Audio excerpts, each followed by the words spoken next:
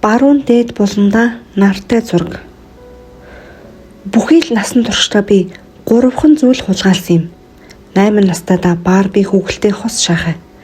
18-тайдаа урлагийн ховор бүтээл. 23 хүрэхдээ бусдын ир нөхрийг. Шахаг би өөрийнхөө хүүхэлтэд авсан юм шээ. Надад ерөөсөө ч Барби байгаагүй. Насанд хүрсэн хүүхнийг шиг том хүүхтэй гээд ээж минь Барбиг таалдаггүй байлаа. Би зүгээр л өөртөө авсан хэрэг. Тэр бяцхан шахаг би дэрэн дороо хийгээд унтдаг. Шөнө нь түүнийг өмсч байна гэж зүүдэлтгсэн. Хэрв миний энэ зүүдийг ээж минь харсан бол ямар шившгийн юм бэ? Яасан булаа хэрэг вэ гэж дуу алдах байсан да. Ээжийн бодлоор бол тод улаанаар уруулаа будах өндөр өсгийтэй гутал дээр өмд өмсгөн булаа хэрэг бөгөөд гудамжинд тамхи татдаг, хар дотуур хувцс өмсдөг, ирчүүлтэй уулздаг бүсгүүчүүд хийгээд ноосон цамцны цаанаас нэвт түрсэн сэргэр хөөх сэрэг нь шившгийн зүйлд тооцогддог байв. Миний ээж өөрөө банц шиг хавтгай биштэй түүнийгээ спорт маягийн гэж тайлбарладаг нэгэн байсан юм. Намайг битгий л түн шиг битий болгоорой гэж үргэлж залбирдаг байсан юмд бурхан сонсон юм байлгүй. 13 хүрэхтэл цээжин дээр минь хос бөмбөр бомб ургасан бөгөөд түүнээс хойш тэр хоёр л байн гургаш тэмүүлж би зөвхөн араас нь дагаж яваа юм шиг санагдаг болсонсон. Тэгээд ч ирчүүд царайг минь харуутаа халцаа доошлуулан хөхөн дээр нүдэн тогтож гүлрэх болсонд би дорхноо тасав. Зарим нь ийхүү ширтэж байхдаа мөрөөдөнгүй инээв хэлж бүр миний яриагч чагнахаа болчихно гэж би их ичимхий эрэгтэй хүний нүдийг ихцэн харж чаддаггүй тул энэ нь ч надад амар байсан юм. Ер нь миний биеийн хамгийн зоримог хэсэг хөх байсан бөгөөд өглөөний цайн дээр бариу цамцны цаанаас хэрхэн түрэн түгийхийг ээж зэмлэнгүй яаж болсонд надад сайхан санагддаг байж үлээ. Хамгийн зоримог, хамгийн сайхан эрэгтэн минь. Гэхдээ дээр дурдсан ихнэртэй хүн миний хөхөнд гойд их татагддаг байсан юм. Санаанд багтамгүй орчинд хүртэл цамцаа тайлахыг надаас гуйх бөгөөд тэр үеч би зориуд даруулах зүдэггүй байсан тул шууд л хөхөө сэрэлзүүлэн гаргаад ирэхээр харах бүртэл өмнө нь ийм юм огт үзээгүй мэт алмаарч орхих нь туун инээдтэй. Магадгүй эхнэр нь 45 настайгаас ч болсон байж мэднэ. Цээжийг минь дэрлэн унтах ирийг ширтэг бүртээ түүнийг тийм хөгшин авгаатай амьдардаг гэж төсөөлөхөд хүнд байдаг бөгөөд 30 нилээд гарч иваа тэрээр надад бол 30 хүрээгүй мэт санагддагсан. Өглөө эртэл тохон дээгүүр нь хідэн бүдгхэн урчлээ зурс хийгээд алга болохаагаад унтаж байгаа эрийн магнад ирэх 3хан зураас түүнийг ямар өрөвдөлтэй оворжуу харагдуулж буйг би хажуугаас нь ажиглан удаан хэвтдэгсэн. Гэхдээ миний үеийн залуусыг бодвол илүү дур хүсэл төрмөр л дөө. Тэрээр 2 хүүхэдтэй байв. 4 настай хүү, 6 настай охин. Хаяа бид өдрийн цагаар болцоход тэр хүүхдүүдэд дагуулж ирнэ. Тэд намайг яг л бяцхан загаснууд шиг ямар ч дуу аваа гаргалгүйгээр чив чимээгүй ширтцгэн. Эхнэр л хүүхэд хүсээд байсан гин. Хүүхэд гэдэг янаглаж дурлах бүх орчинг нураачдаг юм гэж тэр ярьдаг байлаа. Нэг удаа эхнэр хүүхдээ эзгүүд намайг гэртээ аваадсан юм. Үйл хөдлөх хөрөнгийн арилжааны зуучлагт мөртлөө ердийн л нэг байранд амьдртагт нь би ихэд гайхав. Хүүхдийн тоглоо мундуй сундыг хөглөрч хуужирсан тавилга хэвсэн энд тэндгүй толботсон байхаагаад галзуух нь угаагаагүй аяг тавгаар дүүрэн. Хүүхдийн гараар бүтсэн зургууд хөрөгчнөөс үлгөөтэй. Тэдгээр нүүр хорондоо бараг л ялгаагүй. Баруун дээд буланд нь нар, доогуур нь өвс дүрсэлсэн аж. Унтлагын өрөөгөө надад харуулсангүй. Эхнэртэй эрт зочныхоо өрөөний бууданг дэлгээд гараа сунгаж "За харж гин үү? Одоо чи харвуу" гэж билээ. Биднийг танилцсанаас 3-7 хоногийн дараа тэр гэрээсээ явлаа. "Чамаас болсон юм биш шүү. Үнэндээ чамаас болоод ингэж байгаа юм биш" гэж надад хэлв. Ингээд хуучны эд зүйлс наймаалдаг Итали найзандаа байх боллоо. Би ч 2 дахь оройн очиж хонсныхоо дараа дотуур хувцас, 2 цамц, 3-4 джинс, ойр зүрийн будаг шунх, контакт линз, хамгийн сайнаас охиноосоо хулгайлсан мөнөөх мурд урлагийн бүтээл зэрэг зайлшгүй хэрэгцээд бүхнээ хялгар торонд хийж бариад нүүн очив. Тэр бол найз охины маань өөрийнхөө гараар хийсэн торгон талавч байсан юм. Өөр нэг ч хүн орныхоо дээр ийм юм хийж хадсныг би хараагүй.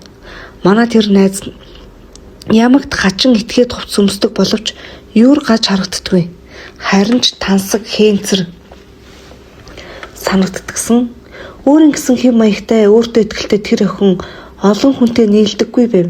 Ямагт элдвийн гоёмсог зүйл болчих юмсыг хайж сонин өвөрмөц зүйл уралчихна. Түүнд дандаа л миний хорхой хүргэсэн авчмаар юмс байхыг яана. Найз охин минь надад хачиртай толох бэлтгэр галын өрөө рүүгээ орох хооронд би жижигхэн цэнхэр далавчийг дэлсчихсэн юм. Авангуудаа дотуурмд рүүгээ хийчгээд түүнийг мэдчихвээ гэсэндээ хэдэн цагийн турш гизээ тарж суусансан. Далавч алга болсныг намайг хулгайлсныг мэдсэн эсхийг нь би одоо хэр мэдэхгүй л явна. Үүний дараахан бид сургуулаа төгсөөд өөр хотод суралцахаар салцгаасан. Би түүнд нэг ч захаа бичээгүй.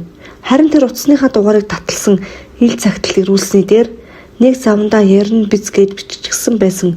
Ингээд л гүйцээ. Түүнээс хойш би хаач явсан мөнөөхөн далавчийг орныхоо дээр хадах болсон бөгөөд харах бүртэл найз руугаа уцтаж хэр алдартай болсныг нь мэдэндээ гэж боддгийм. Энэ хэдэн жилийн дотор нэртэй зурааж болсон гэдэгт би эргэлзэхгүй байсан л та. Их нэртэй ирийн шинэ гэрт ирсэн анхны шөнө өнөөх ажлын дараа би босон сандал дээр гарч байгаад далавчаа орны харалтаа хадав. Доошоо харахад хүлиймэн дэргэд түүний нүцгэн би лааны гэрэл алтран үзэгдэж би хизээж тийм сайхан эрэг хараагүйгээ мэдэрч билээ.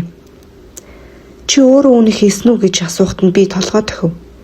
Намайг бүтээлж гайхалтай хүн гэж бодож байгаа гарснаас нь ойлгосон бөгөөд би аль болох баг ярих тусам бидний дурлал улам сайхан болно гэж бодсон хэргэлдээ. Маргааш өглөө түүнийг үл хөдлөх хөрөнгөнийхөө уйтгарт ертөнцид умбарч намайг далавчныхаа доор ганцаархнаа хэвтэж байх үед утас дуугарч эхнэр нь ярив. Чи миний нөхрийг хулгайлсан. Надад чарах чамтай ярих юм байна. Би түүний хөгшгөн хэрэггүй амтан гэдгээ мэдрэг гэсэндээ залуус голчлон ордог орчин үеийн кафед уулзахаар тохирч болцсон цагаасаа зориуд хоцорч очлоо. Хэдийгээр тэр наснаасаа гайхмаар залуу харагдаж байсан ч би шууд л танив. Цагаан шулжмалтай асамжтай тэрээр ус гүйлгэсэн нүдтэй гайхалтай цогцсон цэнхэр ороолт хүзүүндээ зүүжээ. Нүд нь тун танил. Хүүхдүүд нь түүнийг яг хуулж. Суу, чамд юу захиалах вэ гэв. Хэдийгээр аяг кофе уумаар байсан ч би баярлаа, хэрэггүй. Бүү санаа зов гिचглээ. За, гээд кофегоо балгангаа. Миний нөхөртэй цуг байхад ямар вэ да? Гэдгийм бэ? Би дуугарсангүй. Тэр чинь бурхан минь гэж хашгирдаг. Ийм ажлыг танаа нөхөртөө шүнд 3-аас доошгүй удаа хийдэг гэж хэлмээр л байв. Жухам юунд чамд таалагдаад байгаа юм бэ? Миний хөхийг илдэг болохоор би нөхрийн чинь жолоо барьж буй гарыг хажуунаас нь харах дуртай байдаг юм. Бас намайг зураач гэж боддогт нь гоймонг надтай адил амтрхан эддэгт нь би дуртай гэж хэлмээр л санагдлаа. Тэр чинь гэр бүлтэй хүн шүү дээ. Ядахна үүнийг чи ойлгохгүй вэ? Гэр бүлтэй хүн гэдэг үг надад ажил хэрэгч хүн, нэр хүндтэй хүн, сайн хүн гэдгэр хөвөл сонсогдов. Тэгээд юу гэж гэр бүлтэй хүн л байгаа биз? Одоохондоо ч яах вэ? Хүнжлийн ажил гаргуунаараа тэр чамайг мансруулж байгаа биз?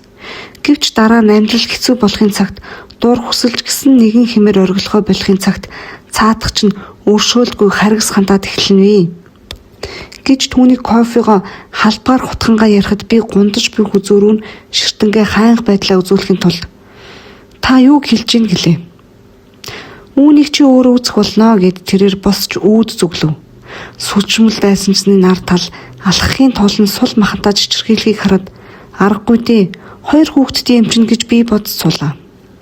Бариу богино өмд өмссөн гойлог үйлчлэгч бүсгүй төхөж ирээд тэмдэглэлээ сөхөж. Ээч чинь хар кофе авлуу сүйтээгүү гэв.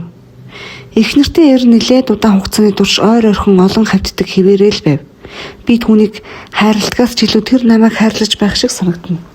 Тэгсээр би оюутан гэдгээч мартаж сургуульдаа явхаа болоод орон дотрол хөлбөрч өдрийг өнгөрөөдөг болов. Ажлаасаа ирээд тэр үүдэн дээрээс л хувцаа тайчаад хүнжил орж ирнэ. Намайг чигэрхэн, жимсгэн, ер нь диваажинд л байж болох хамттай бүхнэр нэрлэн өхөөрдөн. Нэг үгээр хэлэхэд би үнэхээр жаргаж үзлээ. 2 сарын дараа тэр хүүхдүүдийн анх удаа авчирсан юм. Бидний орон дээр байнга тэрч унтдаг тоглоомуудаа твэрсэн 2 жаал сууна. 2-7 хоног болоод л бүтэнсэн өдөр бүр эднийг авчирч бай гэж тэр хэлэнгээ сугавчилсан уутан хүнжлөө надад өгч. Энэ хоёрыг ирэх үед чи үүдний өрөөнд унтчихж бай гэв. Намайг гомдож уйлахад за боллоо. Чи чинь том хүн шүү дээ гэлээ. Надад хайртай хэвээрээ эсхийг асуухад тийм бишсэн бол чи юу гэж энд байх втэ гэв. Найз Итали нь миний дээгүүр алхаж угаалгын өрөө рүү орох бүртээ толгоос ихсэрч чи өөртөөгөө ингэж харсхийг яаж дэвчиж байна гин. Яагаад гэвэл би түүнд хайртай. Тэнгэр минь. Тэр чин новш. Авгай хүүхдтэй хүн шүү дээ гэд Италиэр гараа алдлана. Чи надад хайртай юу гэж би шүн дунд өглөө эрт үдээс хойш түүнийг шалгаадаг байв. Тиймгүйсэн бол чи энд байхгүй шүү дээ гэж тэр хариулна. Тиймгүйсэн бол би энд байхгүй. Тиймгүйсэн бол би энд байхгүй. Ингээд чи нэг ажил олж хийвэл яасан юм бэ?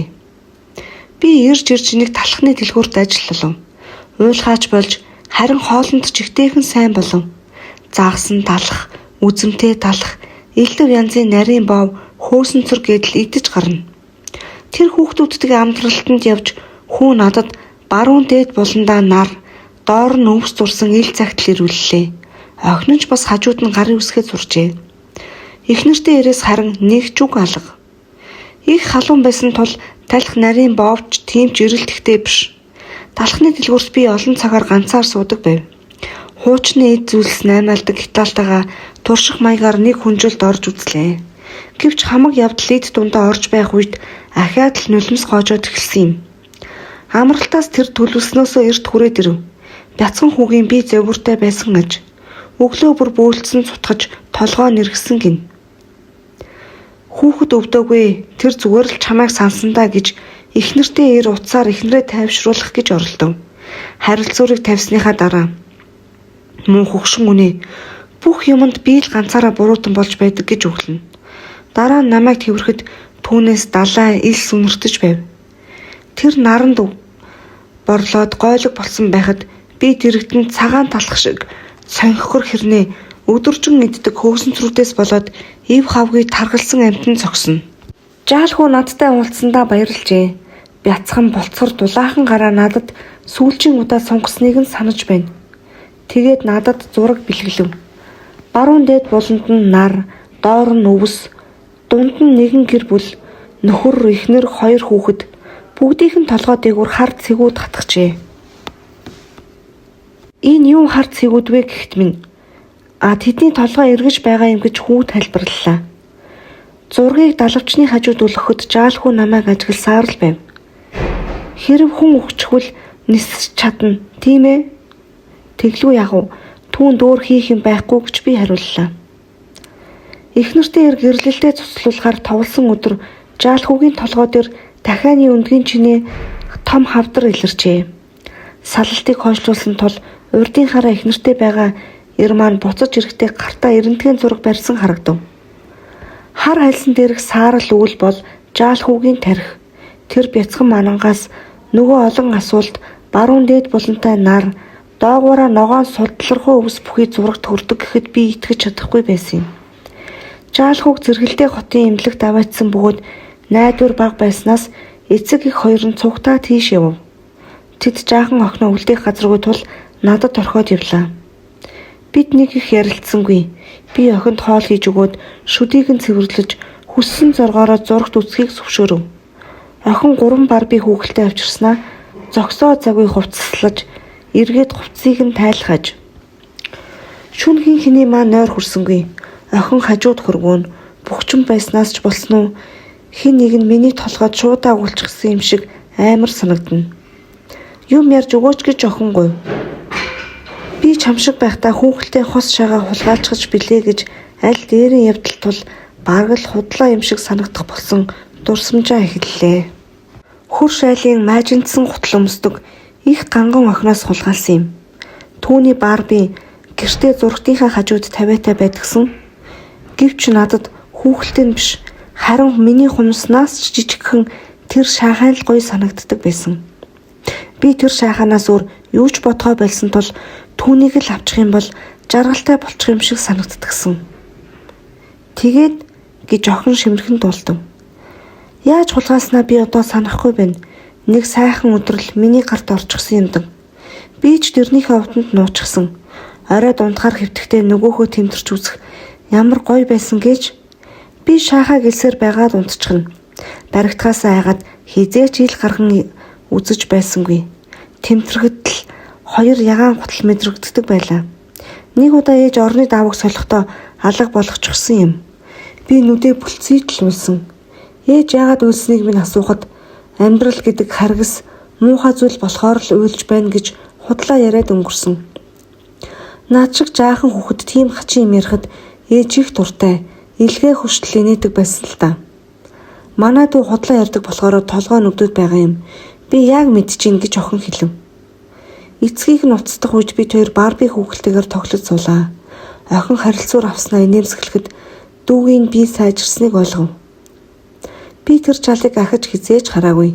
Хүүгийн эцэг эргэж ирэхдээ юу болсныг тодорхой ярьсангүй. Шууд л цамцаа тайлахыг хүссэн юм. Хөхрүү минь ширтэж байхдаа түүний харц тайван биш, нэг л итгэлгүй байв. Ингэр зурулж дуусаад өндийхтөө тэр "Гү чи чинь яачаа вэ? Сүмийн гэлмаа шиг болчихсон байх чинь" гэлээ. Түүнийг шар айраг уухаар гарахад би юм хумаацгцлав. Толгой дээрээ хар цэгүүдтэй хүмүүсийг дүрсэлсэн зураг, далавч хоёрыг орны дээрх хамнаас хуулж аваад л би их нэртэй ирээс үүрд явж билээ.